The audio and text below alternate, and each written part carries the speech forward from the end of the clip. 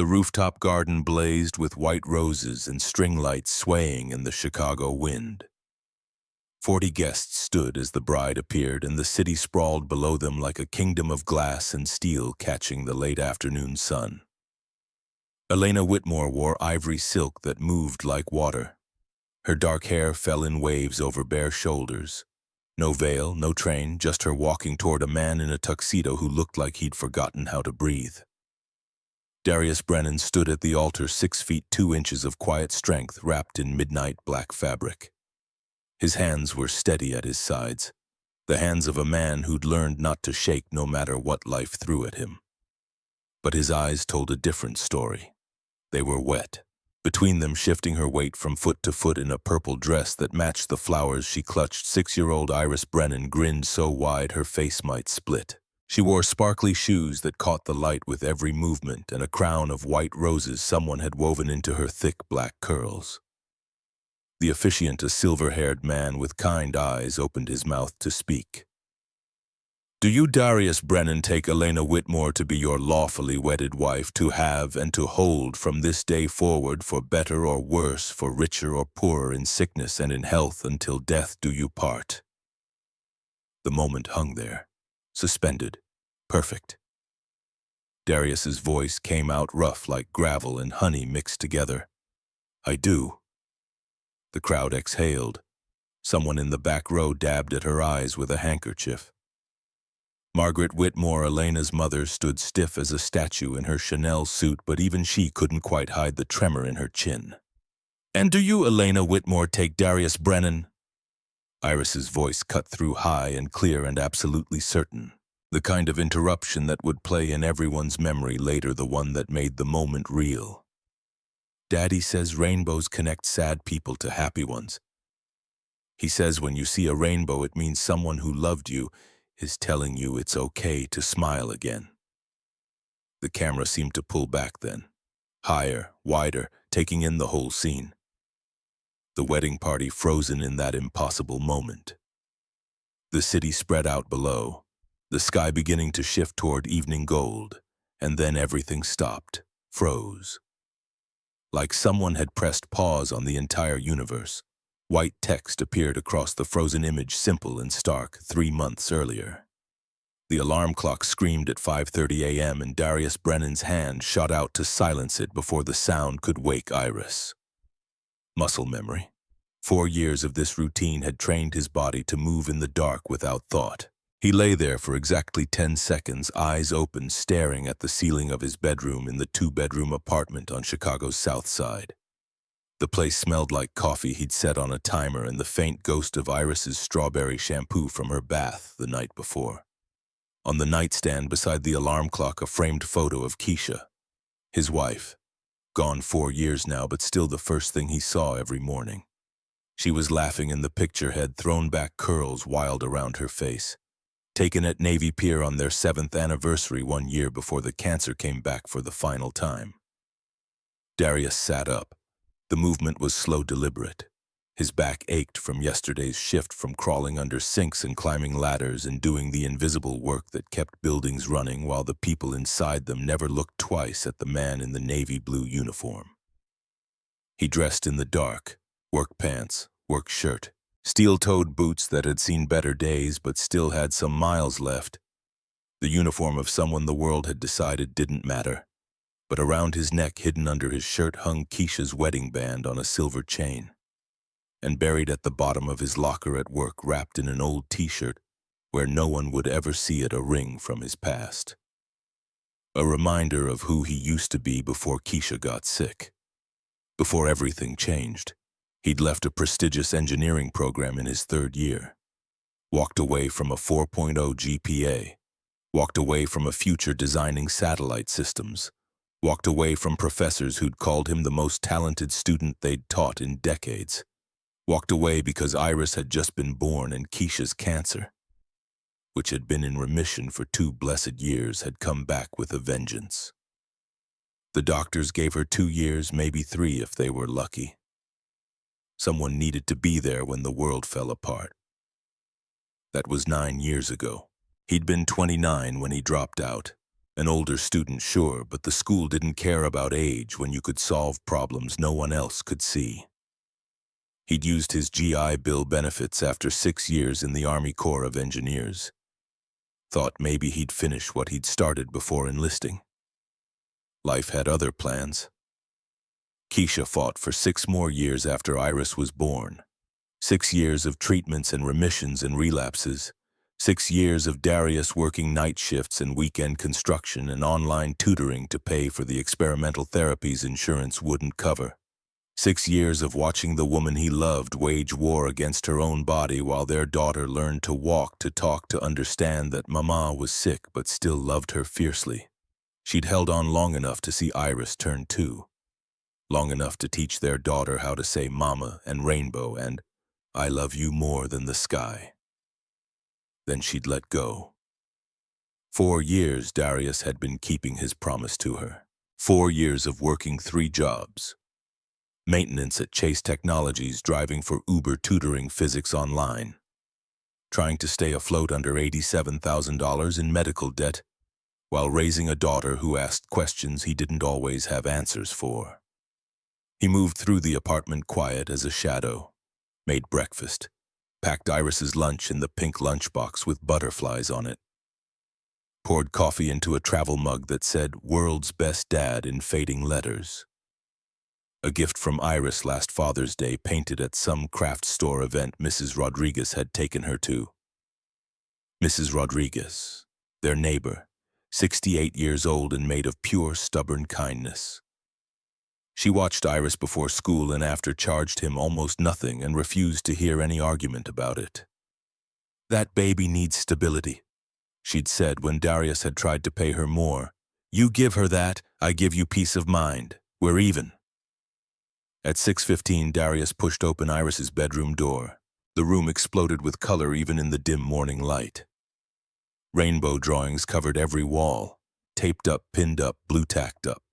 Some were careful and precise, others were wild swirls of color. All of them were signed in Iris's careful handwriting, Iris Brennan, age 6. She was curled up in her bed, buried under a comforter printed with clouds and stus. One arm wrapped around a stuffed rabbit that was missing an ear. The rabbit had been Keisha's, made during those final months when she could barely hold the needle but insisted on leaving something behind. Something Iris could touch. "Baby girl," Darius whispered. "Time to wake up." Iris stirred. Her eyes opened, brown and bright and so much like her mother's it hurt. She smiled, sleep-soft and gentle. "Morning, Daddy." "Morning, sunshine. Got your favorite for breakfast." "Pancakes." She sat up, suddenly alert. "Pancakes." She scrambled out of bed, a blur of pink pajamas and tangled curls. Darius caught her, pulled her into a hug that she returned with the fierce intensity only 6-year-olds could manage, like she was trying to squeeze all the love in the world into one embrace. They ate together at the small kitchen table, pancakes with too much syrup and cut-up strawberries. Iris chattered about a drawing she was working on at school, something about rainbows and bridges and a story her teacher had read about colors having feelings. "Miss Anderson says rainbows appear when the sun and rain work together." Iris explained, syrup on her chin, like they're friends even though they're different. "That's right." Darius wiped her face with a napkin. "Opposites can work together, can make something beautiful. Like you and Mama." The question landed soft but hit hard. Darius set down his coffee. "What makes you say that, baby?" "Mrs. Rodriguez showed me pictures. Mama was in college. You were in the army, but different places, opposite things. But you met and made me." She said it so matter-of-factly, like love was just a math problem where opposites added up to something new. "Yeah," Darius said, his voice thick. "Exactly like that." By 7:00 a.m. they were out the door. Darius dropped Iris at Mrs. Rodriguez's apartment 2 floors down. The older woman appeared in a floral housecoat, arms already open for Iris, who crashed into her like a small, enthusiastic hurricane. "You behave for Mrs. Rodriguez," Darius said, kneeling to Iris's level. "And remember, rainbows are everywhere if you look for them." Iris finished parroting the phrase Keisha used to say. I know, Daddy. I always look. He kissed her forehead, breathed in the scent of her strawberry shampoo and childhood and everything good that was left in his world. Then he left for work, job number 1. Chase Technologies occupied 47 floors of gleaming steel and glass in downtown Chicago. The building rose like a monument to innovation and wealth, its windows reflecting clouds and sky, and the suggestion that anything was possible if you were smart enough, bold enough, rich enough. Darius entered through the service entrance at 7:30 a.m. His badge read Maintenance, Darius Brennan in plain black letters. He scanned it at the security checkpoint, nodded to the guard who never looked up, and headed for the locker room in the basement. The building hummed around him, HVAC systems breathing, elevators rising and falling, the mechanical heartbeat of a structure most people took for granted. But Darius heard it all, understood it. Could diagnose problems from sound alone after 3 years of working here, 3 years of being invisible. He changed into his coveralls, clipped his radio to his belt, grabbed his equipment case. Around him, other maintenance workers did the same. Jose, who handled electrical, Marcus, who did carpentry, Dwayne, who managed the trash and recycling. They nodded to each other, exchanged brief good mornings. But they didn't talk much. Everyone here had their own struggles, their own reasons for taking jobs that paid enough to survive, but not enough to dream. Darius's first call came at 8:15. Third floor, jammed printer. He took the service stairs, avoiding the main elevators where employees in expensive suits and designer dresses flowed upward toward their offices and their important meetings and their lives that would never intersect with his. He fixed the printer in 4 minutes. Didn't make eye contact with the admin assistant who'd called it in. Didn't speak except to say all set before leaving. Invisible. The day unfolded like every other. Leaky faucet on 7, flickering lights on 12, broken lock on a conference room door on 23. He moved through the building like a ghost, present but unseen, necessary but unacknowledged. At lunch, he sat in the service stairwell between floors 9 and 10 and ate the sandwich he'd packed. Peanut butter and jelly because it was cheap and didn't need refrigeration. He checked his phone. A text from Mrs. Rodriguez. Iris is fine. Drew 3 rainbows today. Quite the artist. He smiled, texted back a heart emoji and a thank you. Then he opened his banking app, checked the balance he checked every day even though the number never changed much. $1,247.32 due in checking. $83.16 in savings. The medical debt from Keisha's final years of treatment, $87,432. The number sat there on the screen like a boulder he'd been pushing uphill for 4 years. Every month he paid what he could. Every month the interest ate most of it. Every month the boulder rolled back down. He closed the app, finished his sandwich, got back to work. The afternoon blurred into evening. At 6:00 p.m. his shift at Chase Technologies ended. He clocked out, changed back into street clothes, and headed for job number 2. Uber driver. 5 nights a week, 6:00 p.m. to 10:00 p.m. He drove a 10-year-old Honda Civic that rattled and burned oil but still ran. Picked up strangers. Took them where they needed to go. Listened to their conversations, their lives, their problems that seemed so big to them but felt distant to him. A couple arguing about wedding plans. A businessman shouting into his phone about quarterly projections. A young woman crying quietly in the back seat, mascara running while she texted someone who clearly wasn't texting back. Darius drove, stayed quiet, collected fares. At 10:00 p.m. he parked the Civic in the garage under his building, checked his earnings for the night. $127.50. Minus Uber's cut, minus gas, minus wear and tear on a car that wouldn't last forever. He sat there in the driver's seat for a moment, letting exhaustion wash over him. His back ached. His eyes burned. But he wasn't done yet. Job number 3. He climbed the stairs to his apartment, kissed a sleeping Iris on the forehead where she'd crashed on the couch waiting for him, carried her to bed. Then he settled at the kitchen table, opened his laptop, and logged into the online tutoring platform. 10:30 p.m. to midnight, physics, calculus, sometimes chemistry. High school students struggling with concepts he could explain in his sleep. College kids panicking before exams. He charged $35 an hour, taught under a username Professor B. No video, just screen sharing and voice. No one needed to see his face. No one needed to know that the man explaining quantum mechanics was the same man who'd spent the day unclogging toilets. Tonight he had one student, a sophomore at Northwestern struggling with thermodynamics. Darius walked him through entropy and energy transfer, made it simple, made it clear. The kid understood, thanked him profusely. "You're really good at this," the student said, "like you should be teaching at a university or something." Darius's smile was invisible over the audio-only call. "Just happy to help. Good luck on your exam." He logged off at 11:47 p.m., checked his bank account, added the night's earnings, $1,389.98. Still not enough. Still nowhere close. He closed the laptop, sat in the kitchen in the dark. The apartment was quiet except for the hum of the refrigerator and the distant sound of traffic outside. On the wall beside the table, Iris had taped her latest drawing, a rainbow bright and hopeful with two stick figures underneath holding hands. One tall, one small, labels in crayon, Daddy and Iris. Darius stared at it, felt something crack in his chest, some wall he'd built to get through the days and nights and the endless grind of survival. His phone buzzed. Work phone. The emergency line. He answered. "Brennan. Darius, it's Michael." The building manager at Chase Technologies. "Got an emergency at the penthouse. Water damage. CEO's personal residence. Need you there ASAP." Darius checked the clock. 11:47 p.m. "On my way." He grabbed his keys, left a note for Mrs. Rodriguez in case Iris woke up, drove back downtown through empty streets.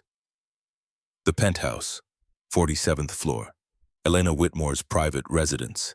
He'd been up there before for routine maintenance, but never this late, never for an emergency. The building was tomb quiet when he arrived. Security waved him through. He took the service elevator, watching the numbers climb, 47 floors up, a different world. The elevator doors opened to a private hallway, marble floors, recessed lighting, abstract art on the walls that probably cost more than Darius made in a year. He approached the penthouse door, knocked twice. No answer. Michael had given him the access code. He punched it in, heard the lock click, pushed the door open. "Ms. Whitmore, maintenance. Got a call about a leak." Silence. The penthouse was stunning. Floor-to-ceiling windows overlooking the Chicago skyline. White walls, minimalist furniture arranged with mathematical precision. Everything cold and perfect and untouched, like a museum, like no one actually lived there. Darius moved through the space, his repair kit slung over one shoulder. Found the kitchen. State-of-the-art appliances, marble countertops, and there in the corner a slow drip from the ceiling. Water damage spreading across the pristine white paint. He set down his tools, turned toward the maintenance closet where the access panel would be. But he opened the wrong door, not the maintenance closet, the other door, the one that led deeper into the penthouse, and there on the kitchen floor in silk pajamas with her arms locked around her knees was Elena Whitmore. The CEO who ran a billion-dollar tech company. The woman who appeared in Forbes magazine and terrified boardrooms. The ice queen who never smiled, never wavered, never showed a crack in her armor. She was crying, not quiet tears, not dignified sadness. Full-body sobs that shook her shoulders and made her gulp for air like she was drowning. On the counter beside her, a birthday cake, chocolate frosting. A single candle burned down to a nub. Pink-piped letters that read, "Happy 9th birthday, Sophia." On the wall behind her, a photograph. A little girl, maybe 4 years old, with dark curls and a smile that could light up the world. She wore a yellow dress and held a rainbow pinwheel frozen forever in a moment of pure joy. Elena's head jerked up. Her eyes met Darius's. Mascara streaked down her porcelain face like war paint dissolving in defeat. For 3 seconds, neither of them moved. Darius's repair kit hit the floor, metal clanging against tile, shattering the sacred silence. Elena didn't scream, didn't order him out. Her voice came out broken barely above a whisper. Please forget what you saw here. But Darius couldn't speak, couldn't move, because he knew that look in her eyes. He'd seen it in his own mirror every morning for 4 years. The look of someone who'd lost the person they loved most, and had no idea how to keep living anyway. He saw the bracelet on her wrist, small, sized for a child's hand, worn smooth from years of being touched, worried, held onto like a lifeline. He saw the journal on the counter beside the cake, pink cover, stick figure drawings on the front. He saw her, really saw her. Not the CEO, not the billionaire, not the woman in the magazines, just another human being drowning in grief. His throat was dry. I'm sorry. The building manager said the kitchen. I thought... She held up one hand, cutting him off. Her face went blank. All traces of emotion locked away behind a mask so perfect it could have been carved from ice. The leak is in the other room, through that door. Her voice was mechanical now. Dead. Fix it and leave. She turned away from him, her spine rigid, and began gathering up the birthday cake with trembling hands, despite her best efforts to control them. Darius wanted to say something, wanted to acknowledge what he'd witnessed, but he'd learned enough about grief to know that sometimes the kindest thing you could do was pretend you hadn't seen someone shatter. So he picked up his tools, walked to the correct door, and spent the next hour replacing a corroded pipe beneath the sink. The whole time, the image of Elena Whitmore crying alone on her kitchen floor burned itself into his memory. When he finished, she was gone. The cake was gone. The photograph remained, but it had been turned to face the wall, as if even that small connection to the past was too much to bear. He left a handwritten note on the counter with his work order number and drove home through streets that felt emptier than before. The morning came too soon. 5:30 a.m. and Darius was up again, moving through the routine. But something had shifted. Some door in his mind had opened that he couldn't close. He kept seeing her, the most powerful woman in the building, reduced to nothing by the weight of loss. He kept seeing the bracelet, the journal, the birthday cake for a daughter who would never grow old. At breakfast, Iris noticed, "Daddy, you're quiet. Just tired, baby. Was work hard? Work is always hard." He forced a smile. "But that's okay. That's what daddies do." Iris tilted her head, studying him with perceptive eyes that seemed too old for 6. "Miss Anderson says when people are sad, we should give them rainbows, because rainbows make sad people remember happy things." Darius's chest tightened. Miss Anderson sounds like a smart lady. "She is." Iris took a huge bite of pancake. "Daddy, yeah. If I drew a rainbow for someone sad, would you give it to them?" He looked at his daughter. 6 years old and already trying to heal the world one drawing at a time. So much like Keisha, it hurt. "Who would you draw it for?" Iris shrugged. "I don't know yet, but when I find them, will you help?" Darius thought about Elena Whitmore, about grief that lived in penthouses just as much as it lived in 2-bedroom apartments, about how loss didn't care if you were rich or poor, powerful or invisible. "Yeah, baby, I'll help." The week that followed was strange. Darius found himself hyper-aware of the executive floor, took maintenance calls up there even when they weren't his assignment, watched for glimpses of Elena Whitmore moving through her glass-walled kingdom. She was exactly what everyone said, cold, precise, untouchable. She walked through the corridors like she was carved from ice, never smiling, never acknowledging the people around her. But Darius had seen behind the mask, and now he couldn't unsee it. Friday afternoon, Iris came home from school with a new drawing, a rainbow, vibrant and carefully colored, 2 stick figures underneath holding hands, and words written in her careful first-grade handwriting, "You are not alone." "This is for the sad person," she announced. "Can you give it to them?" Darius stared at the drawing, at his daughter's innocent attempt to fix something she couldn't possibly understand. "Who is it for, Iris?" She looked up at him, completely serious. "I don't know their name, but you'll know when you see them. You always know when people are sad, Daddy. Mama said you have a gift for seeing what other people miss. Keisha had said that, during one of her good days near the end when the pain had backed off enough for her to smile. Your daddy sees people. She'd told Iris, who was too young to remember now. Really sees them. That's his superpower. Darius took the drawing, felt the weight of it, the impossible ask it represented. But Monday morning before his shift started, he rode the elevator to the executive floor with the drawing tucked inside a manila envelope. The administrative assistant Vivian Sterling looked up from her desk with the practiced smile of someone who dealt with interruptions all day. She was maybe 45, impeccably dressed with sharp eyes that missed nothing. Can I help you? I need to deliver something to Ms. Whitmore. It's personal. Vivian's eyebrows rose. Her smile sharpened into something calculating. Ms. Whitmore doesn't accept personal deliveries. Darius met her gaze steadily, didn't waver. She'll want this one. Trust me. Something in his expression must have convinced her because after a long moment she took the envelope. I'll see that she gets it.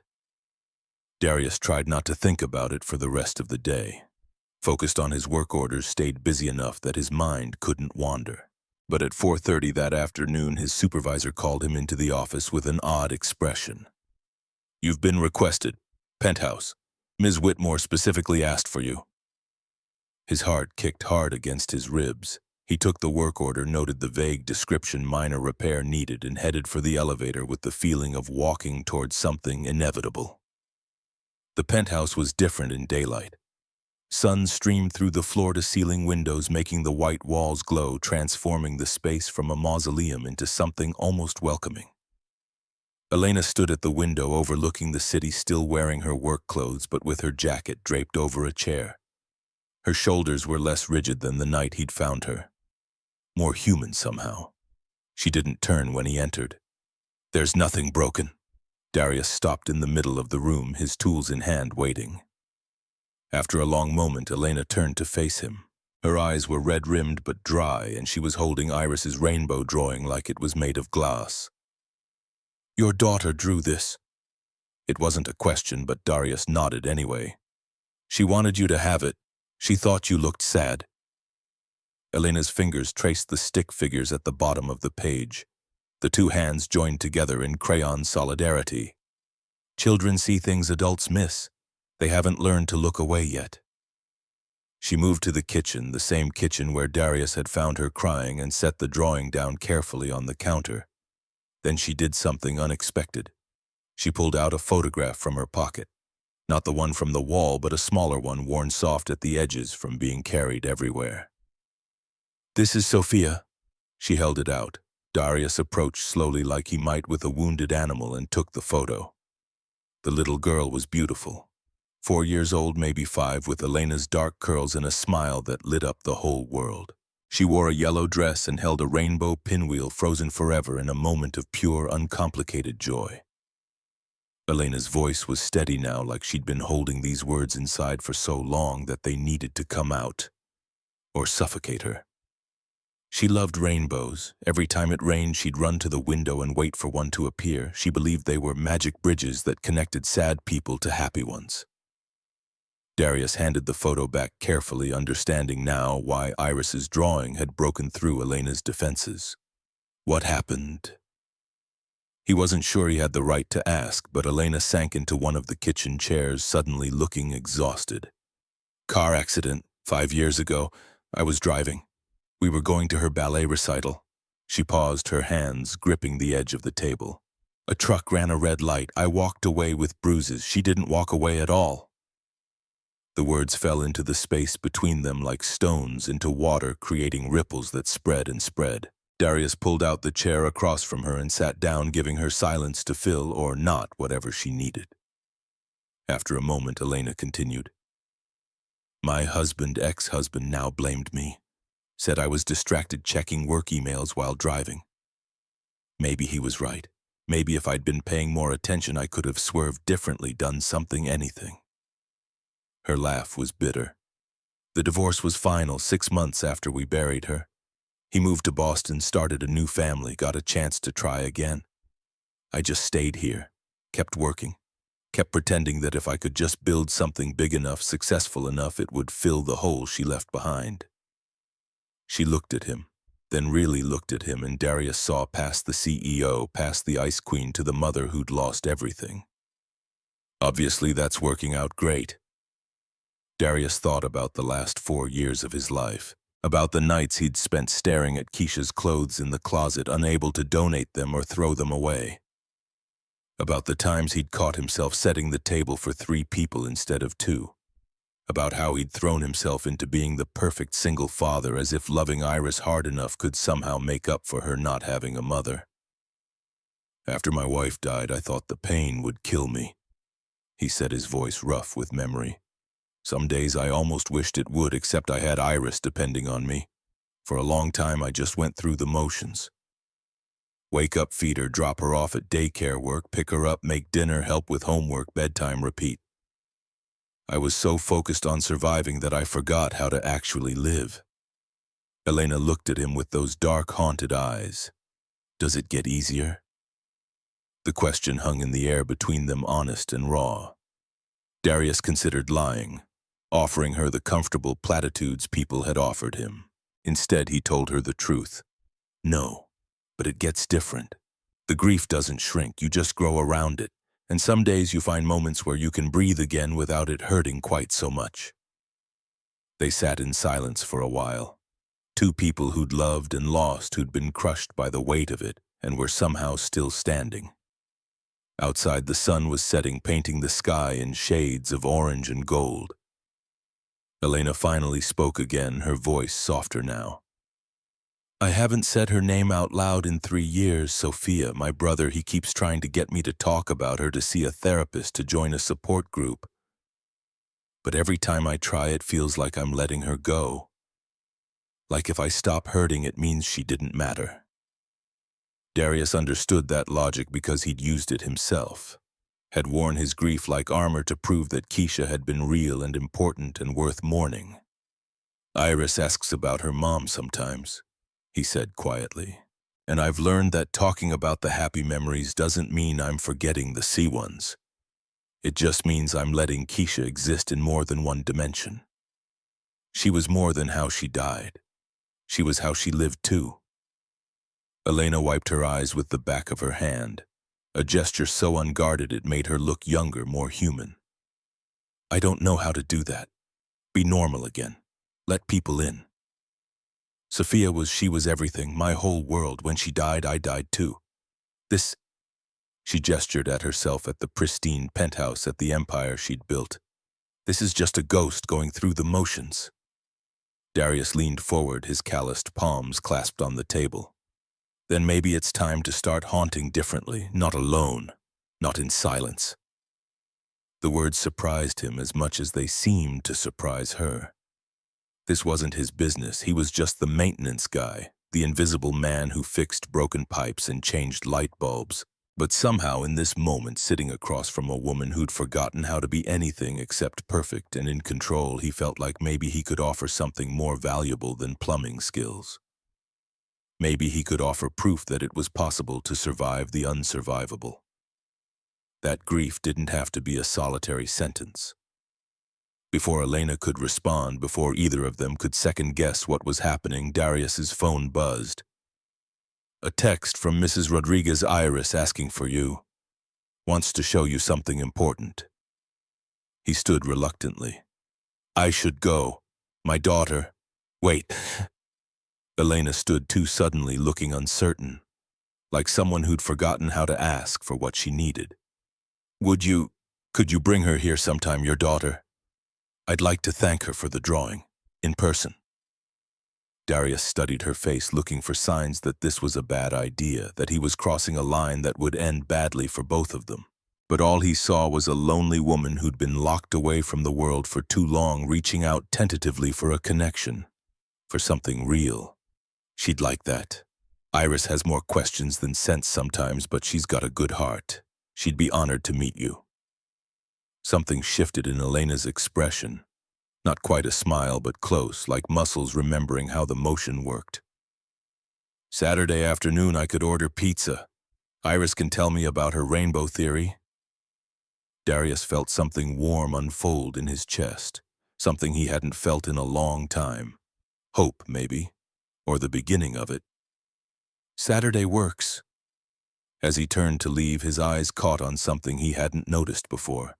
A manila envelope on Elena's desk, partially hidden beneath a stack of reports. The return address was visible: Whitmore and Associates, Boston, MA. Legal firm letterhead. Elena hadn't opened it yet, but Darius could see her name typed on the front in formal business font. He didn't mention it. Whatever it wasn't his concern. But something about that envelope made his stomach tighten with unease, a premonition he couldn't name. Elena followed his gaze, and her jaw tightened almost imperceptibly. She walked him to the door, her hand once again finding that bracelet beneath her sleeve. "Thank you," she said, "for the drawing. For—" She didn't finish, but Darius nodded. He understood what she couldn't say. For seeing her. For not running. For offering a sliver of hope that maybe, just maybe, it was possible to be something more than the sum of your worst days. He left the penthouse feeling like the ground beneath his feet had shifted, like he'd stepped through a door he hadn't known was there and found himself in unfamiliar but not unwelcome territory. The elevator descended slowly, and Darius thought about Saturday, about Iris's excited face when he told her she'd get to meet the sad person from her drawing, about Elena's hands holding that rainbow like it was made of something precious and unbreakable. But he also thought about that envelope with the Boston return address, about the way Elena's expression had shuddered when she'd noticed him looking at it, about the tension that had suddenly flooded back into her shoulders. Some doors once opened couldn't be closed again. Darius wondered if he'd just walked through one that would change everything, for better or worse. Saturday arrived cold and bright, one of those autumn days when Chicago seemed sharper, somehow more vivid. The kind of morning where the air bit at your lungs and the sky stretched impossibly blue above the lake. Iris had been awake since dawn, vibrating with the kind of manic energy only 6-year-olds possessed when anticipating something important. She'd changed outfits 3 times before settling on her purple dress. The one with the sparkly belt that she usually saved for church, and her light-up sneakers that blinked pink and blue with every step. "Do I look okay, Daddy?" She spun in a circle, the dress flaring out around her knees. Darius looked up from where he was making lunch. Peanut butter and jelly sandwiches cut into triangles the way Iris liked. "You look beautiful, baby girl, like a work of art." "I'm not art." Iris wrinkled her nose.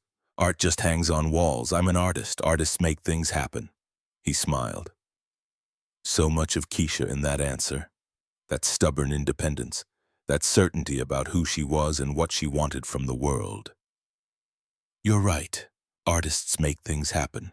And you made this happen with your rainbow." Iris clutched the new drawing she'd made. This one featured 3 stick figures under an even bigger rainbow. Labels in careful crayon: Daddy Iris and Ms. Elena. The rainbow stretched across the whole page, every color precise and bright. "Do you think she'll like it? I think she'll love it." They took the train downtown. Darius didn't want to drive his rattling Honda to Elena's building, where the parking garage probably cost more per hour than he made in a day. On the L, Iris pressed her face against the window, watching the city scroll past, buildings and bridges and the gray-blue shimmer of Lake Michigan in the distance. "Daddy?" "Yeah, sunshine. Is Miss Elena really sad like I thought?" Darius considered how to answer. How to explain grief to someone who'd lost her mother but was too young to fully understand what that loss meant. "She is. She lost someone very important to her. Someone she loved very much. Like how we lost Mama. Yes, like that." Iris was quiet for a moment, processing. Then she looked up at him with knowing eyes. "Do you think our rainbows will help?" "I think," Darius said carefully, "that sometimes the best thing we can do for sad people is let them know they're not alone. Your rainbows do that. They remind people that someone cares. Then I'll keep making them." She said it with such fierce determination, such absolute certainty that love could be drawn in crayon and delivered on paper. They got off at Washington Street and walked the 3 blocks to Chase Technologies. The building rose above them, all glass and steel, an impossible height. Iris tilted her head back, trying to see the top. That's where you work. That's where I work. It's really tall. 47 floors. Wow. She grabbed his hand. Don't fall off, okay? I won't fall off, baby, I promise. The lobby on Saturday was quieter than during the week. No rush of employees flooding in and out, just the weekend security guard who looked up from his magazine and nodded as Darius signed them in. They took the elevator up. Iris's sneakers blinked with every small shift of her weight. Her grip on Darius's hand was tight. Are you nervous? He asked. A little. What if she doesn't like me? She's going to love you. How could she not? The elevator climbed. 30 floors, 35, 40. The numbers ticked upward, and Darius felt his own nerves starting to surface. This was crossing a line. Not just professionally, though, that was certainly part of it, but personally. Opening a door between two worlds that were never supposed to touch. But he'd already opened it the night he'd seen Elena crying on her kitchen floor. And she'd opened it further by asking them here. Some doors once opened couldn't be closed. The elevator dinged. 47th floor. Elena was waiting at the penthouse door when they stepped into the private hallway. She wore jeans and a soft gray sweater, no suit, no armor, and her dark hair fell loose around her shoulders instead of pulled back in its usual severe style. She looked younger like this, more real, more human. Hi. Her voice was uncertain. You must be Iris. But Iris didn't give Darius time to manage introductions. She launched forward, words tumbling out in one breathless rush. Hi, I'm Iris, and I'm 6 years old, and I drew you another rainbow because Daddy said you liked the first one, and that's a really pretty bracelet, and are you really a queen? Elena blinked, clearly startled by the onslaught. And then something miraculous happened. She laughed. Actually laughed. A sound so genuine and surprised that it transformed her entire face. The Ice Queen melted.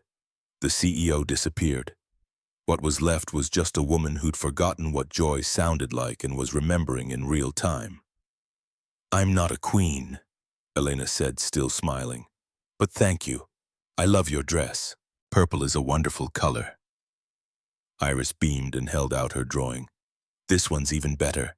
See, there's you and me and Daddy, and we're all standing under the rainbow, so the sad feelings can wash away. Elena took the drawing with careful hands, studying it like it was a masterpiece in a museum. Her eyes went bright with tears, but she was smiling too. And when she looked up at Darius, he saw something in her face that made his breath catch. Gratitude, yes, but also something deeper. Recognition. A mirror of his own struggle to keep living when living hurt so much. It's perfect, Elena said softly. Seriously, the most beautiful rainbow I've ever seen. Would you like to help me hang it on my refrigerator? Iris nodded enthusiastically and took Elena's offered hand, like they'd known each other forever. Just like that, the barrier dissolved. Darius followed them inside, watching as his daughter's natural exuberance slowly chipped away at Elena's careful composure. Iris chattered about school and her art teacher and her friend Mia, who could draw horses really well, and how she wanted to paint her whole room rainbow colors, but Daddy said that was too much. Maybe not the whole room, Elena said, pulling magnets from a drawer. But one wall could be nice, an accent wall. What's an accent wall?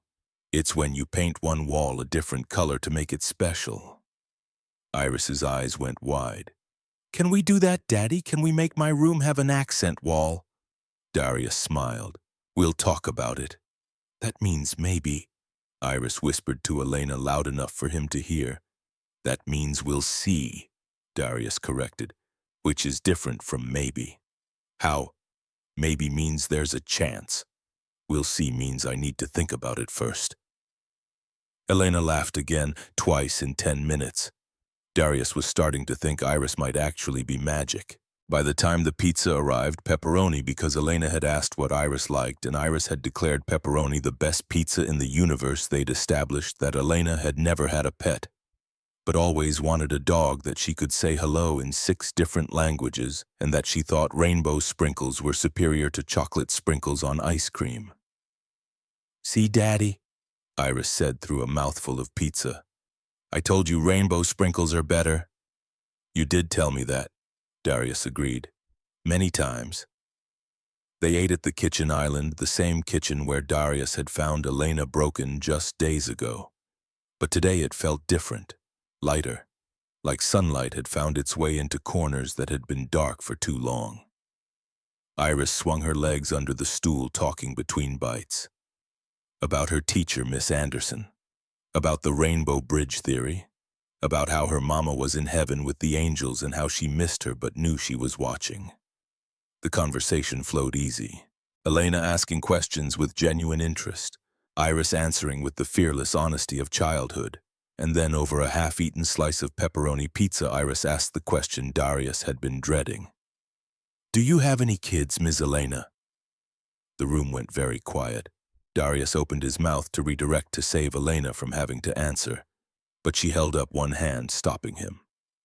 She set down her pizza carefully, wiped her hands on a napkin, and looked at Iris with an expression that was both sad and serene. I did. I had a daughter named Sophia. She would have been 9 years old now. Iris processed this with the matter-of-fact acceptance children brought to difficult truths. Did she go to heaven with my mommy? Elena's voice wavered. Yes, I think she did. Iris nodded, satisfied with this answer. That's good. Mommy needs friends too. She gets lonely sometimes. Daddy told me. She paused, tilting her head. Do you get lonely? Elena glanced at Darius, her eyes shining, and he saw the exact moment she decided to stop pretending. Yes, I get very lonely. Iris slid off her stool and walked around the island to where Elena sat. Without asking permission, she climbed into Elena's lap and wrapped her arms around her neck in a fierce hug. You don't have to be lonely anymore. Me and Daddy are good at keeping people company. Right, Daddy. Darius's throat was too tight to answer right away. He watched Elena's face crumple, watched her arms come up slowly to hold his daughter, watched tears slip down her cheeks as she buried her face in Iris's curls. It was the kind of moment that felt too private to witness and too important to look away from. Right, he managed. We're pretty good at that. They stayed for hours. Iris insisted on showing Elena her entire collection of drawings which Darius had brought along in a folder. Elena examined each one with genuine interest, asking about color choices and inspiration. They talked about Iris's favorite books and Elena's favorite memories of Sophia and how both girls had loved stories about magic. At some point they ended up on the floor of the living room, Iris demonstrating her very serious technique for drawing perfect clouds while Elena and Darius sat on the couch watching. Thank you for this, Elena said quietly, her voice meant only for him. For letting me... She trailed off, but Darius understood what she couldn't say. For letting her be human again. For giving her a reason to feel something other than grief and guilt and the crushing weight of survival. She's got a gift for seeing people, he said. Really seeing them, not just the masks they wear. He paused, then added, she thinks you're special. Elena's smile was tremulous but real. The feelings mutual. They watched Iris work in comfortable silence for a moment before Elena spoke again. I've been thinking about what you said, about grief making us grow around it rather than shrinking. I want to try. I want to... She took a shaky breath. I want to stop punishing myself. Sophia wouldn't want this. She'd want me to be happy, to live, to let people in. I know that. I've always known it. I just didn't know how to start. Darius turned to look at her fully. Start small. Start with pizza on Saturdays and rainbow drawings on your fridge. Start with saying her name and remembering the good parts. Start with letting yourself be more than your pain. As if summoned by the moment, Iris looked up from her drawing. Ms. Elena, you should come to the park with us tomorrow. We go every Sunday and feed the ducks and Daddy pushes me on the swings. You can come too. It'll be fun. Elena looked at Darius, uncertainty flickering across her face, silently asking if this was okay, if he minded his carefully constructed life expanding to include her. He gave a small nod. Whatever this was. Friendship connection. Two broken people learning to prop each other up. It felt right in a way nothing had felt right in a long time. "I'd love to," Elena said. Sunday mornings became their ritual. The park near the lake where ducks paddled in the pond and children's laughter echoed across the playground. Darius, Elena, and Iris walking together. Iris racing ahead to scatter breadcrumbs while the adults followed at a slower pace. They talked about everything and nothing. Work and weather and movies they'd seen. But they also talked about the hard things, the real things. Sharing their grief like a burden that became lighter when divided between two pairs of shoulders. Elena told him about Sophia's obsession with fairy tales. How she'd insisted on wearing princess dresses to preschool every day, had given all her stuffed animals royal titles, had believed with absolute certainty that magic was real if you just knew where to look. Darius told her about Keisha's terrible jokes and her uncanny ability to burn even the simplest dinners. How she'd sung off key in the shower and cried at commercials and fought her cancer with a stubbornness that was equal parts inspiring and heartbreaking. They laughed, they cried, and slowly, gradually, they began to heal. At work, things changed too, subtly at first. Elena still ran her company with fierce intelligence and high standards, but there was a softness now that hadn't been there before. She remembered people's names, asked about their families. Sometimes even smiled in meetings. The employees noticed. Vivian Sterling, the administrative assistant who'd worked for Elena for 7 years, cornered Darius one afternoon in the hallway outside the executive offices. "I don't know what you did," she said, her expression a mixture of suspicion and something that might have been approval. "But Ms. Whitmore is different. It's like she's actually human now." Darius just shrugged, didn't do anything. Vivian's eyes narrowed. "People don't change without reason, Mr. Brennan. I've worked for Elena Whitmore for 7 years. I've never seen her smile at a staff meeting. Yesterday she actually laughed at a joke about quarterly projections." She paused, studying him with an intensity that made him uncomfortable. "So either you did something or something happened, and I intend to figure out which." Darius felt the first stirrings of unease. He and Elena had been careful. No interactions at work beyond the professional minimum. No indication that they saw each other outside the office. But maybe Vivian was more observant than he'd given her credit for. Maybe invisible didn't mean unseen. The first real crack in their careful facade came on a Tuesday afternoon 3 weeks after that first Saturday pizza.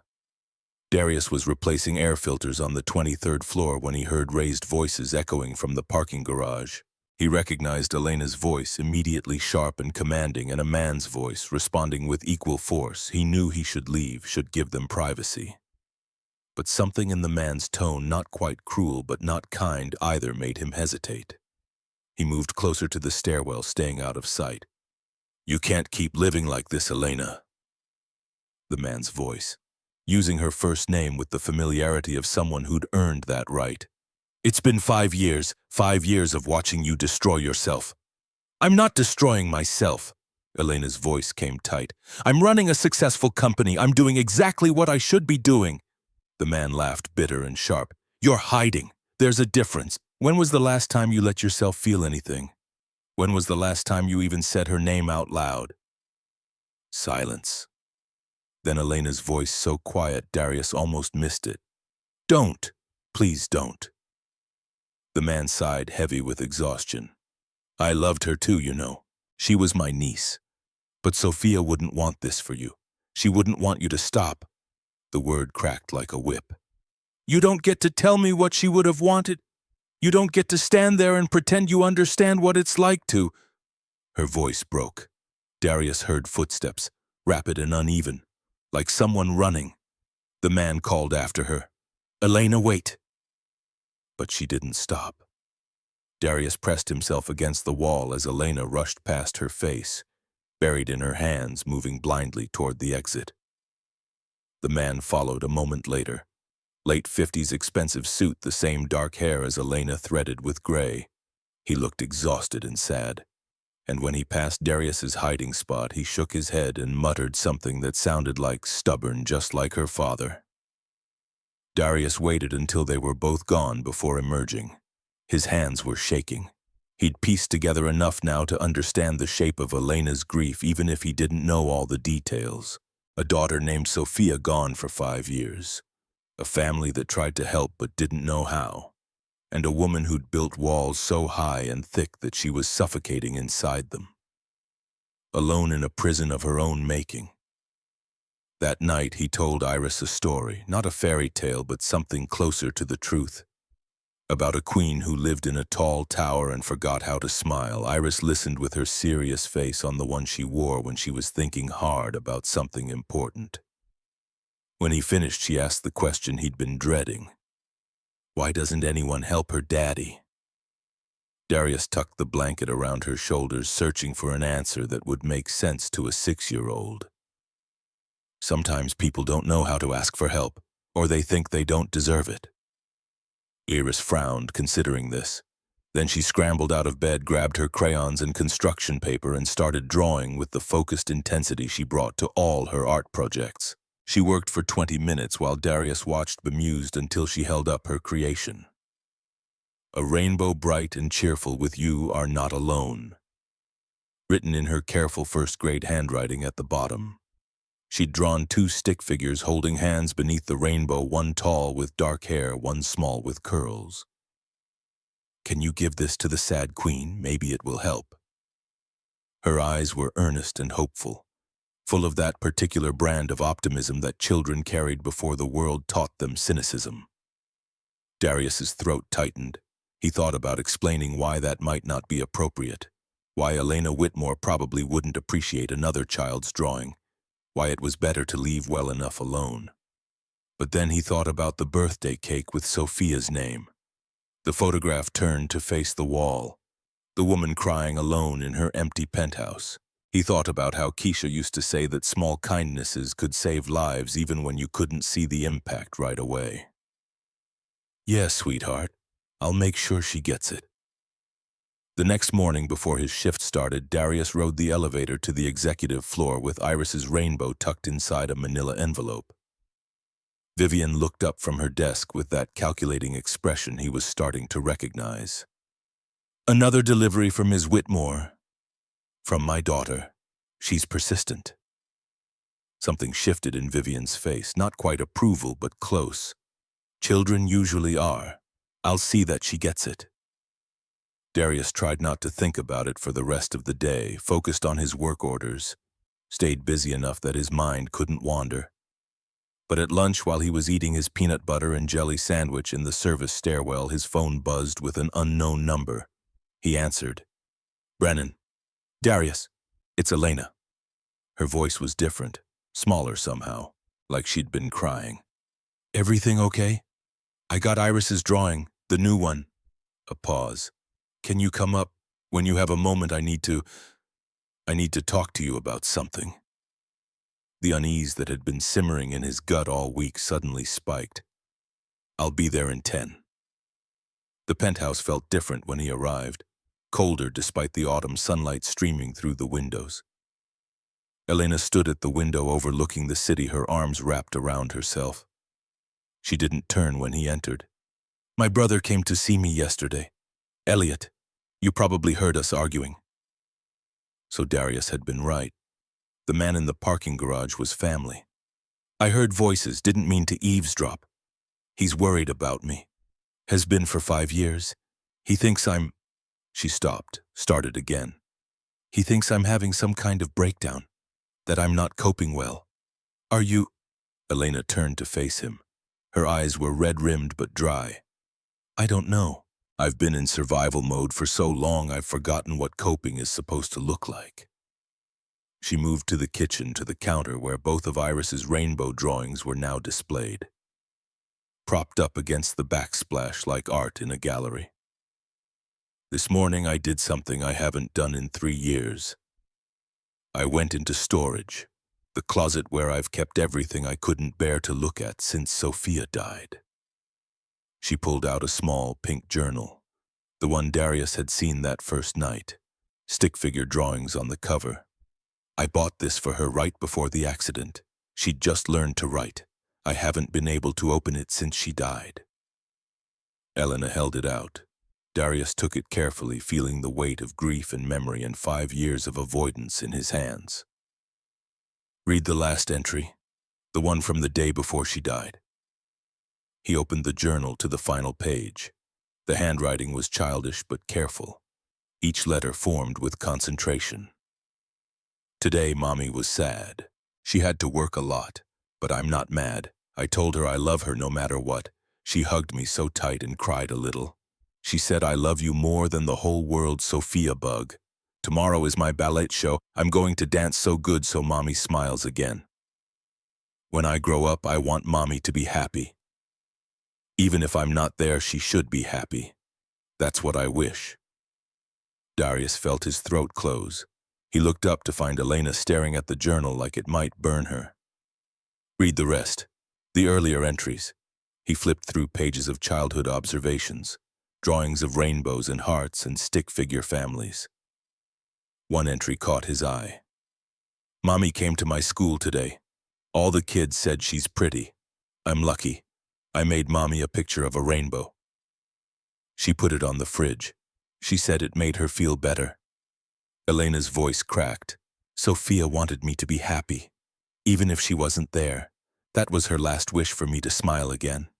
She gestured at the rainbow drawings on the counter, Iris's cheerful additions to a home that had been sterile and empty. And here's your daughter doing the exact same thing Sophia did, making rainbows to help sad people feel better. Don't you see? This isn't coincidence. This isn't me using Iris to replace Sophia. This is... She couldn't finish. Darius set the journal down and pulled her close. This is Sophia giving you permission. Permission to live. Permission to love again. Permission to let someone else in. Elena sobbed against his chest.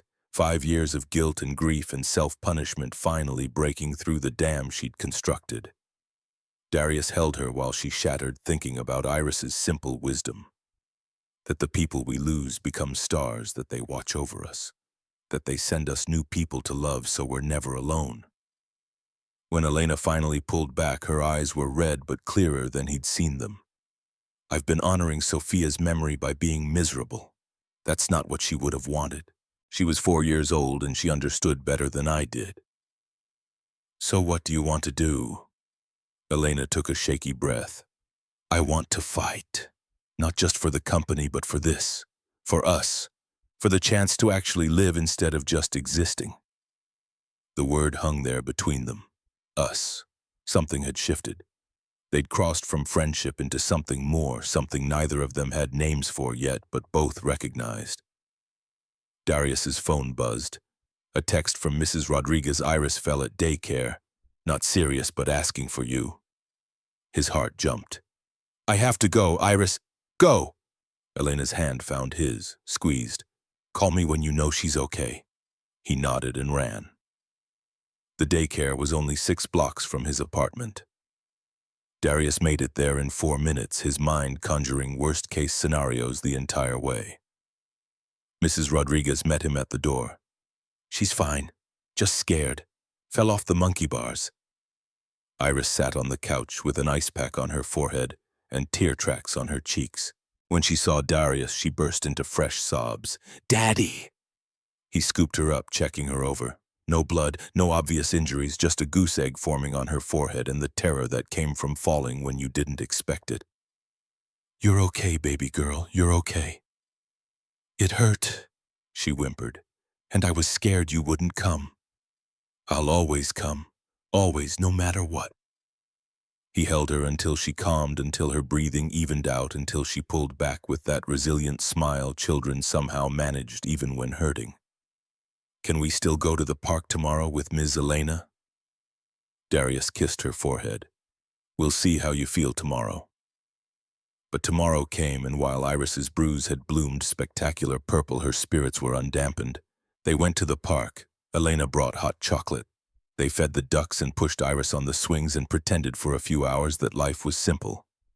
It was the last simple day they'd have for a while. Because on Monday morning, everything changed. Darius arrived at work to find Vivian waiting for him at the service entrance. Her face was grim. "We need to talk, not here. Coffee shop across the street, 15 minutes. She left before he could respond. Darius changed into his coveralls with mounting dread. Whatever this was, it wasn't good. The coffee shop was generic and overpriced. Vivian sat in a back corner booth, 2 cups already ordered. She slid one toward him as he sat. "I've been with Elena for 7 years," she said without preamble. "I know what a breakdown looks like, and this isn't it." She pulled a flash drive from her purse. "I've been documenting everything. Company performance metrics, employee satisfaction scores, innovation benchmarks. Every indicator shows Elena's leadership has gotten stronger over the past month, not weaker." Darius stared at the drive. "Why are you telling me this? Because someone leaked photos of you, Elena, and your daughter at the park? Anonymous tip sent to the board. 2 members have called an emergency meeting. They're citing conflict of interest and compromised judgment."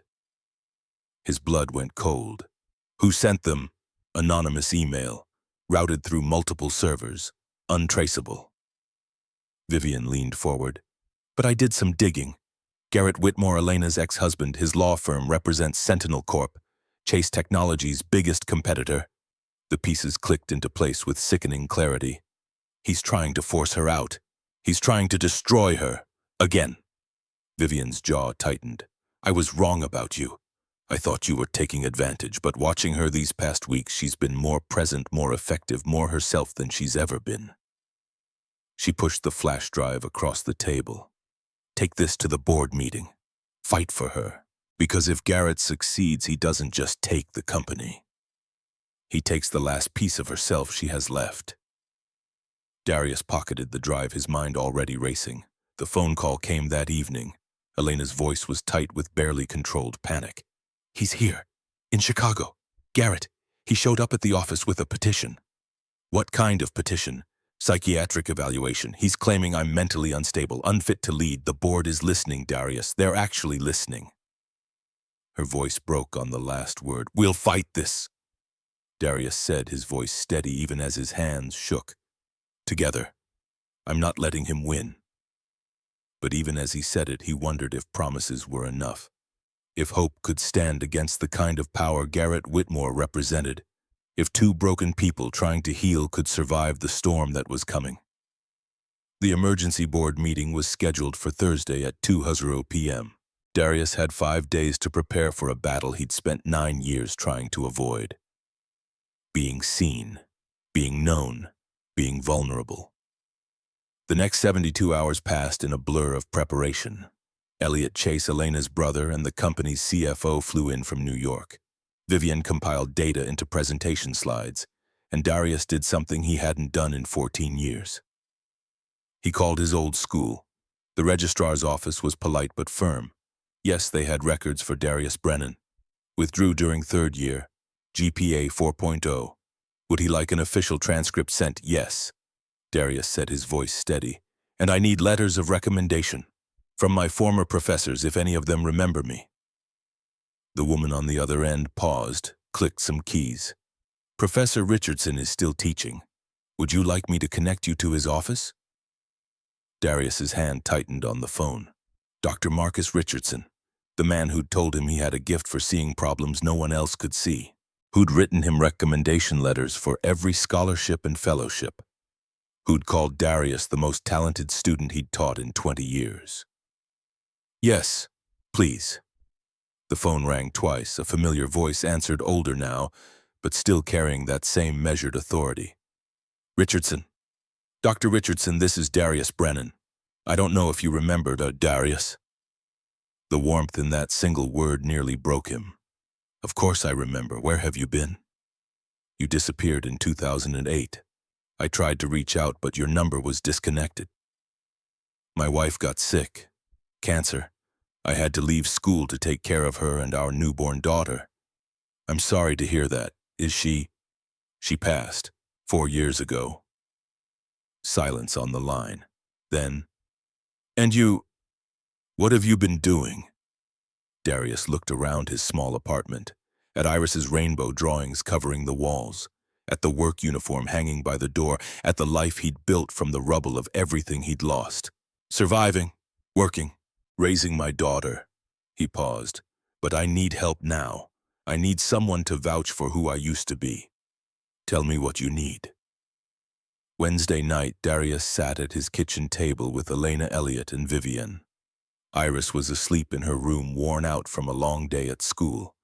Between them spread documents, printed emails, performance reports, and Vivian's flash drive containing 3 months of data. Elliott looked exhausted. His tie was loosened, his sleeves rolled up.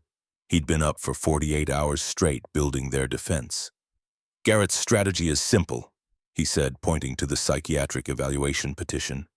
Claim Elena's emotionally unstable. Use the photos of you three at the park as evidence she's making erratic decisions.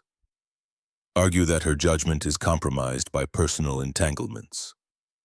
It's textbook corporate assassination, Vivian added. Make it about her mental state, not her performance. That way, the board can remove her for her own good.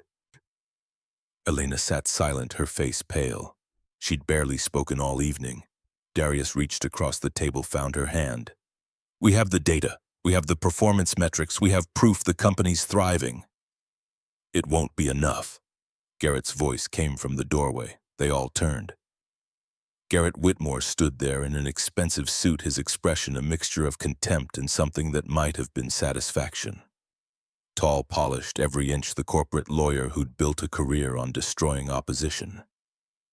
How did you get in here? Darius was on his feet, moving between Garrett and the hallway where Iris slept. The building has terrible security. Anyone can tailgate through the front door. Garrett's smile didn't reach his eyes. Relax, Brennan. I'm not here to cause trouble, just wanted to deliver a courtesy warning. Get out. Darius's voice was quiet, calm, but there was steel underneath. In a moment. Garrett turned to Elena. You know I'm right about this. You're not stable. You haven't been stable since Sophia died. This relationship, he gestured at Darius with obvious disdain, is just another symptom of your breakdown. You don't know anything about what I am. Elena's voice was low. I know you're using this man and his daughter to fill the hole Sophia left. I know you're not thinking clearly, and I know that come Thursday the board will agree with me. Elliott stood. Unless you have legal business here, you need to leave now. Garrett pulled an envelope from his jacket, set it on the table. This is a settlement offer. Resign as CEO. Take a generous severance package. Get the help you need, or fight me Thursday and lose everything, including whatever dignity you have left. He walked to the door, paused. You destroyed our family once, Elena. I'm not letting you destroy the company too. Then he was gone. The silence he left behind felt toxic. Elena picked up the envelope with shaking hands, opened it. Inside was a settlement agreement worth $20 million and her immediate resignation. She dropped it like it had burned her. Maybe I should just take it. Save everyone the trouble. Save you. She looked at Darius. From being dragged into my mess. No. His voice was firm. We fight. Why? Elena's eyes were wet. Why do you care? You barely know me. You have Iris to think about, your job, your life. Why risk all of that for someone who's probably going to lose anyway? Darius thought about the answer for a long moment. Thought about all the reasons he could give, about justice and dignity and doing what was right, but the truth was simpler. Because I spent 9 years hiding who I was afraid to be seen. I watched my wife die knowing I could have been doing something that mattered, changing the world. But instead I was just trying to keep her comfortable. I don't regret that choice, but I regret hiding afterward. I regret letting fear make me invisible. He met Elena's eyes. You made me remember that being seen isn't weakness, and I'm not letting Garrett make you invisible again. Elliott cleared his throat. Then we need to be ready for everything. Garrett's going to come at Darius hard, question his motives, his background, his relationship with Elena. Let him. Darius's voice was steady. I've got nothing to hide anymore. Thursday arrived cold and gray. The kind of morning where the sky pressed down heavy and the wind cut through your jacket straight to bone. Darius dropped Iris at Mrs. Rodriguez's early, kissed her forehead, held her maybe a second longer than usual. "You okay, Daddy? You seem worried." "Just got some important work today, baby girl." "Are you helping Ms. Elena?" "Trying to." Iris grabbed his face with both small hands, looked at him with perceptive eyes. "You're the bravest person I know. You can do anything." Keisha's words coming out of their daughter's mouth, it nearly broke him. "I love you, sunshine. Love you more." The board meeting was held on the 47th floor in the executive conference room. Glass walls overlooking the city. A long table of polished wood that probably cost more than Darius made in a year. Leather chairs for 16 people. Elena arrived first, flanked by Elliot and Vivian. She wore a navy suit, her armor firmly in place, but Darius could see the tremor in her hands when she set down her briefcase. The board members filed in. Thaddeus Calhoun, the senior board member, took the head of the table. Distinguished, white-haired, probably 70, the kind of man who'd built his career in an era when certain assumptions about people went unquestioned. Garrett arrived with his lawyers, 3 of them, sleek and predatory, and then surprisingly a 4th person, a psychiatrist, Dr. Raymond Foster according to his credentials, here to provide expert testimony on Elena's mental state. Darius sat in the back of the room, not at the table, not officially part of the proceedings, just present, watching, invisible again. Thaddeus called the meeting to order. "We're here to address concerns about Ms. Whitmore's fitness to continue as CEO of Chase Technologies. Mr. Whitmore has filed a petition requesting psychiatric evaluation. The board will hear evidence and vote on whether such an evaluation is warranted." Garrett stood, smooth and confident. "Thank you, Mr. Calhoun. I'll keep this brief." He presented the case methodically. Elena's withdrawal from social functions, her erratic schedule changes, the public photos of her with an employee of significantly lower status, implying inappropriate judgment. Then he brought out Dr. Foster. The psychiatrist spoke in measured tones about grief, about pathological mourning, about how losing a child could fracture someone's decision-making capabilities. He talked about Elena's history, the divorce, the isolation, the obsessive work habits. Classic signs of unresolved trauma manifesting as control issues and emotional instability, Dr. Foster concluded. Recent behavioral changes, sudden attachment to a maintenance worker and his child suggest Ms. Whitmore may be experiencing a crisis that requires professional intervention. He never said Elena was incompetent, just implied it, suggested it, left the board to draw their own conclusions. Garrett sat down looking satisfied. Elliot stood next, pulled up Vivian's presentation on the screen. Performance data tells a different story. Charts appeared. Revenue up 34% over the past quarter. Employee satisfaction at a 7-year high. Innovation metrics showing accelerated product development. Stock price climbing steadily. "These numbers represent the past 3 months, Elliot said. "The same 3 months Mr. Whitmore claims my sister has been mentally unstable. I'd argue that if this is instability, we need more of it." A few board members nodded, but Thaddeus Calhoun's expression remained neutral. "Personal life aside," Elliot continued, "Elena Whitmore has led this company to unprecedented success. Her decisions have been sound, her vision clear. There is no evidence, none, that her professional judgment has been compromised." He sat down. Garrett stood again. "May I call a witness?" Thaddeus nodded. "I'd like to question Mr. Darius Brennan, the maintenance worker at the center of this situation." All eyes turned to Darius. He stood, walked to the front of the room with the same calm he'd carried through 9 years of grief and struggle. Sat in the witness chair. Garrett's lead lawyer, a sharp-faced woman in her 40s, approached. "Mr. Brennan, you're in a relationship with Ms. Whitmore, correct?" "Yes." "And she's your employer? She owns the company I work for?" "Yes."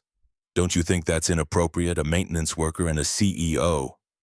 Darius looked at her steadily. "I think 2 people finding each other after profound loss is human. My wife died 4 years ago. Ms. Whitmore's daughter died 5 years ago. We understand each other's grief in a way most people can't. Or, the lawyer countered, you saw an opportunity, a wealthy, vulnerable woman you could manipulate. No, no, come now, Mr. Brennan, you make what, 45,000 a year. And Ms. Whitmore is worth hundreds of millions.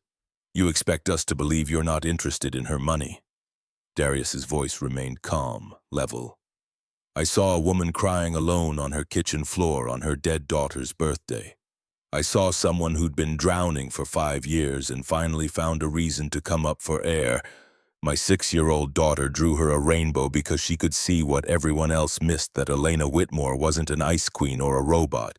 She was just someone who'd forgotten how to ask for help. The lawyer shifted tactics. You're just a maintenance worker, though. What could you possibly offer someone like Ms. Whitmore? And there it was, the question designed to diminish, to reduce him to nothing. Darius could have let it slide, could have stayed small and invisible and safe. Instead, he chose to be seen. I offer what everyone needs and no amount of money can buy, someone who sees them, really sees them, not just what they can provide or produce. He paused. I offered friendship when she had none. I offered my daughter's joy when Ms. Whitmore had forgotten what joy looked like. And yes, eventually I offered love, not because I wanted something from her, but because she deserved it. Garrett stood abruptly. This is very touching, but it doesn't change the facts. You're a maintenance worker with no education, no credentials, no standing to be involved with someone at Ms. Whitmore's level. Elliot stood too. Actually, that's not entirely accurate. He pulled a file from his briefcase, set it on the table. I did some research on Mr. Brennan. Turns out he's not just a maintenance worker. He opened the file. Inside transcripts, letters of recommendation, academic records. Darius Brennan served 6 years in the Army Corps of Engineers before attending one of the most prestigious engineering programs in the country from 2012 to 2016. Aerospace Engineering, 4.0 GPA through 3 years. Withdrew to care for his wife, who was diagnosed with stage 4 cancer while pregnant with their daughter. The room went very quiet. Elliot continued. I have letters here from 3 of his former professors. All of them describe Mr. Brennan as one of the most gifted students they'd ever taught. Dr. Richardson specifically wrote that Darius had the potential to revolutionize satellite design. He looked at Garrett. So no, he's not just a maintenance worker. He's a brilliant engineer who chose his dying wife over his career, who chose to be a present father over prestige. That's not opportunism, that's character. Thaddeus Calhoun leaned forward. Mr. Brennan, why didn't you finish your degree, return to your field after your wife passed? Darius met the older man's eyes. Because I had a daughter who'd just lost her mother. She needed stability. She needed a father who was there, not traveling for work or buried in projects. So I took jobs where I could control my schedule, where I could be home for bedtime and school events and the moments that matter. He paused. I don't regret that choice, but I won't pretend I'm less than I am to make other people comfortable. The words landed like stones in still water. Vivian stood. If I may, Mr. Calhoun, there's something else the board should know. She pulled out her own file, this one thicker. I've been documenting certain irregularities, specifically Garrett Whitmore's relationship with Sentinel Corporation. She displayed documents on the screen, contracts, payment records, email chains. Sentinel is Chase Technologies' primary competitor. They've been trying to acquire us for 2 years. We've refused every offer. She pointed to a highlighted section. This contract shows Sentinel paid Garrett Whitmore's law firm $2 million in exchange for what consulting services related to Chase Technologies' leadership transition. The implications hung heavy in the air. Garrett Whitmore isn't concerned about Elena's mental health, Vivian said coldly. He's being paid to remove her so Sentinel can acquire the company. Garrett's face went white, then red. That's out of context. That's proof, Elliot interrupted, of corporate sabotage. Thaddeus Calhoun looked at Garrett with disgust. Is this true? I legitimately believe Elena is unstable while being paid $2 million to believe it. Thaddeus stood. This meeting is over. The board finds no evidence of incompetence. Ms. Whitmore's leadership continues unimpeded. He turned to Garrett. As for you, Mr. Whitmore, you're barred from all future board meetings. Your conflict of interest is noted and condemned. Garrett stood, his face a mask of barely controlled rage. He looked at Elena with something like hatred. You'll regret this. But Elena didn't flinch. No, I won't. Because for the first time in 5 years, I'm living instead of just surviving. And you can't take that away from me. Garrett stormed out, his lawyers trailing behind. The room exhaled. Elena accepted quiet congratulations from board members who now seemed embarrassed they'd ever doubted her. Elliot and Vivian began packing up documents, and Darius slipped out the back. He didn't need gratitude or acknowledgement. He'd done what needed doing. Now he needed to get back to work, back to being invisible. Except Elena caught him in the hallway. Wait! He turned. She looked different, lighter somehow, like a weight she'd been carrying for 5 years had finally lifted. Thank you for fighting, for being willing to be seen even though I know how hard that was. Darius shrugged. Someone once told me that hiding who you are isn't the same as protecting yourself. It's just another kind of dying. Smart person. My wife. She said it during her last month. Told me not to disappear after she was gone. Elena's eyes filled. I wish I could have met her. She would have liked you. Would have appreciated someone else who fought until the very end. They stood in the hallway for a long moment, just breathing, processing, existing in the space after survival when you weren't quite sure what came next. What happens now? Elena asked. Now you go back to running your company. I go back to fixing things. We figure out the rest as we go. And us. Darius smiled, small but real. We keep having pizza on Saturdays, keep going to the park on Sundays, keep reminding each other that we're allowed to be happy. Elena nodded, reached for his hand, squeezed once. Then they went back to their separate worlds.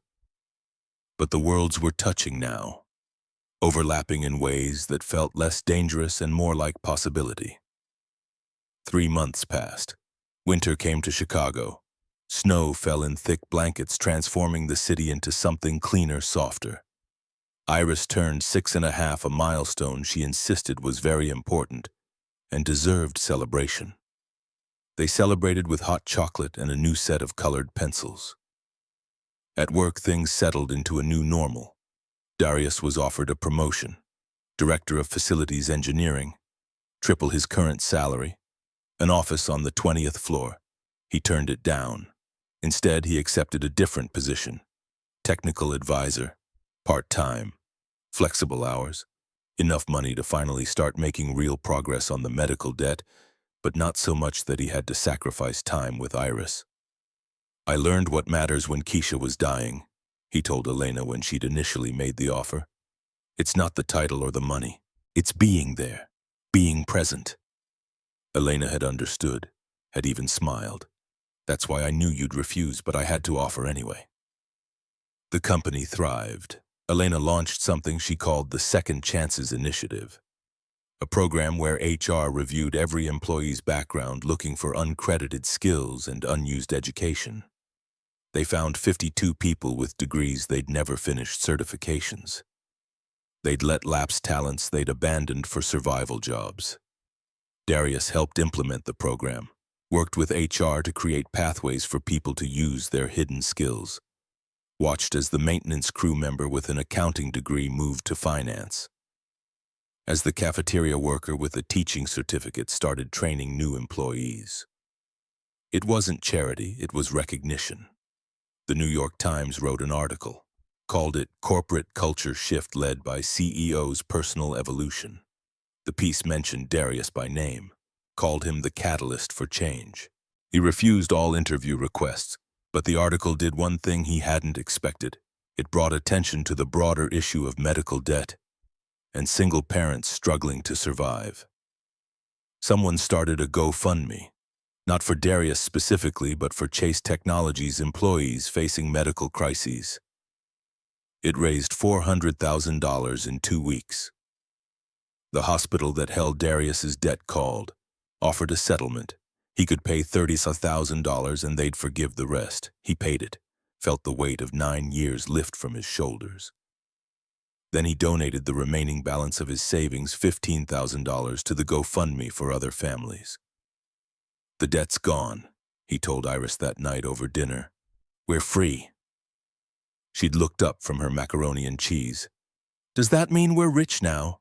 "No, baby, but it means we don't have to be scared anymore."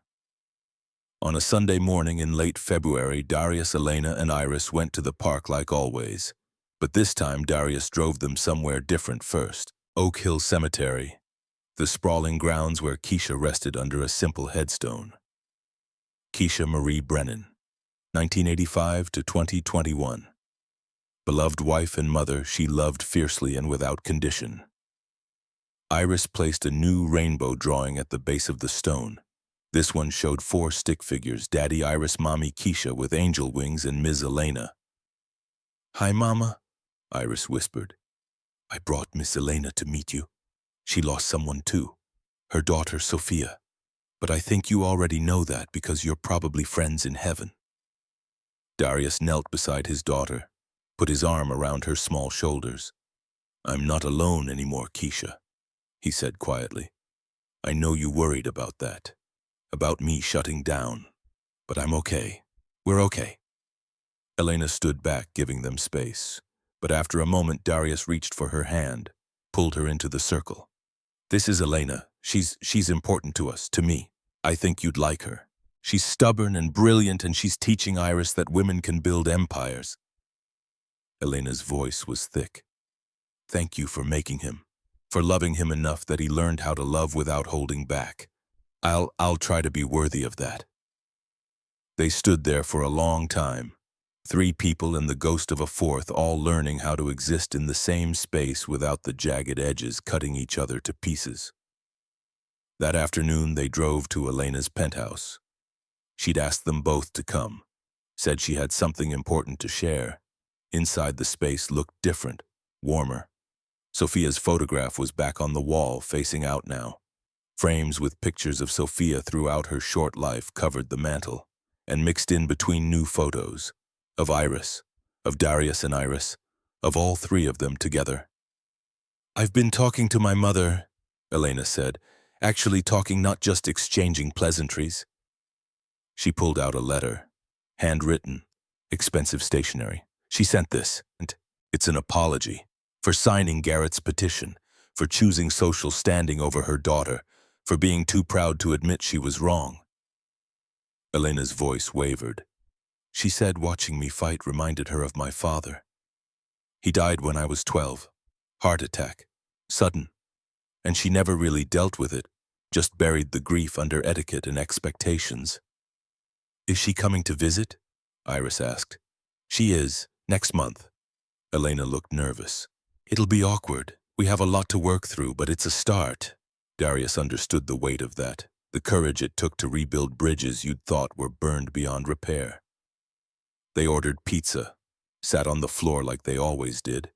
Iris drew while the adults talked, about work and family and the strange paths grief took you down. And then as the sun began to set, painting the Chicago skyline in shades of gold and amber, Iris looked up from her drawing. "Can we go to the park, just for a little bit?" Elena checked her watch. "It's getting dark. Please, I want to see if there are any ducks left." They bundled up, took the elevator down, walked the 3 blocks to the small park near Elena's building. The February air was sharp, but the sky had cleared. Cold and crisp and impossibly blue, and there, stretching across the skyline like a promise, was a rainbow. Faint but real, colors barely visible against the fading light, but unmistakably there. Iris stopped dead. "Look, Daddy, look." Darius stared. A rainbow in February, in Chicago, after a cold morning with no rain. "It's magic," Iris breathed. "Mama Keisha and Sophia are saying hi." Elena's hand found Darius's, squeezed tight. They stood there under that impossible rainbow, and Darius felt something shift in his chest. Some final piece of armor falling away. He'd been carrying 3 things in his pocket for a week. waiting for the right moment, the right sign, his father's dog tags. The ones passed down through 3 generations of men who'd served and survived and loved fiercely. Keisha's wedding band, the one he'd worn on a chain for 4 years, unable to let go but unable to keep carrying the weight alone. And Sophia's bracelet, the small purple beads Elena had finally taken off her wrist and given him. "For safekeeping," she'd said, "until it's time." He pulled them out now, held them in his palm where Elena and Iris could see. 3 people we loved, he said quietly. 3 reminders that love doesn't end. It just changes form and continues. He looked at Elena. At this woman who'd forgotten how to be human and had learned again through rainbow drawings and pizza Saturdays and the stubborn insistence that hope was possible. "Elena Whitmore, will you marry me? Will you build a family with Iris and me? Not to replace what we lost, but to honor it, by moving forward, by choosing to be happy even though we know how fragile happiness can be." Elena's tears were already falling. "Yes, God, yes, obviously yes." Iris squealed and threw her arms around both of them. "Can I be flower girl? Can we get a dog? Can we?" They were both laughing now, crying and laughing and holding each other under a February rainbow that shouldn't have existed but did. Because sometimes the universe gave you impossible things. Sometimes grief and joy existed in the same moment. Sometimes broken people found each other and built something new from the pieces. The rainbow faded as the sun set, but the 3 of them stayed there in the park holding each other until the first stars appeared. And somewhere above them, in whatever place the dead go to watch over the living, 2 women smiled. Keisha and Sophia, mothers who'd loved fiercely and left too soon, but who'd left behind people strong enough to keep going, brave enough to try again. Epilogue. The wedding. The rooftop garden blazed with white roses and string lights swaying in the Chicago wind. 40 guests stood as the bride appeared, and the city sprawled below them like a kingdom of glass and steel catching the late afternoon sun. Elena Whitmore wore ivory silk, no veil, no train, just her walking toward a man who looked like he'd forgotten how to breathe. Darius Brennan stood at the altar in a tuxedo, his hands steady, his eyes wet. Between them, Iris shifted in her purple dress and sparkly shoes, clutching flowers and grinning so wide her face might split. The officiant, Elliot, officiating his sister's second wedding with visible emotion, spoke about second chances and the courage to love after loss. The vows were simple, personal, honest. When it was time for rings, Iris stepped forward with the pillow. But instead of traditional wedding bands, there were 3 rings. A new ring from Darius's past, finally worn openly, Keisha's wedding band, placed on Elena's right hand, a promise to honor what came before. And a new ring, simple platinum, engraved inside with words only they would see. "Rainbows connect us." After the ceremony, after the kiss that made the guests cheer and Iris shout, "Finally!" There was a reception, good food, better wine, speeches that made people laugh and cry. But the moment that would be remembered, the one people would talk about for years, came when Iris stepped up to the microphone. She wore her flower crown slightly askew, held her note cards with hands that shook just a little, and spoke with the absolute certainty only children possessed. "Daddy says rainbows connect sad people to happy ones. He says when you see a rainbow, it means someone who loved you is telling you it's okay to smile again." She looked at Darius and Elena. "We're not sad people who got happy. We're people who were sad and learned to be happy together. That's different. That's better. Mommy Keisha and Sophia would be proud." The applause started slow, then built, until everyone was standing, even Margaret Whitmore in the back row dabbing her eyes with a handkerchief.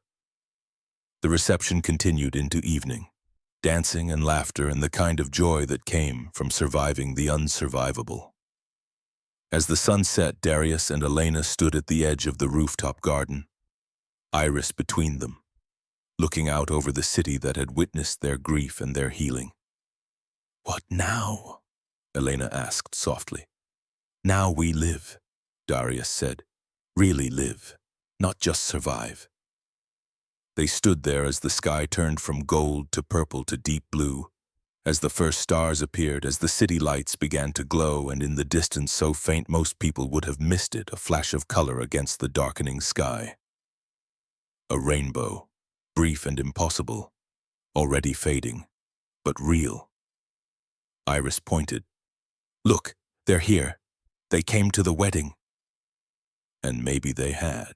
Maybe some part of the people they'd lost was watching, smiling, giving them permission to be happy, or maybe it was just light and water and physics, but it felt like magic anyway.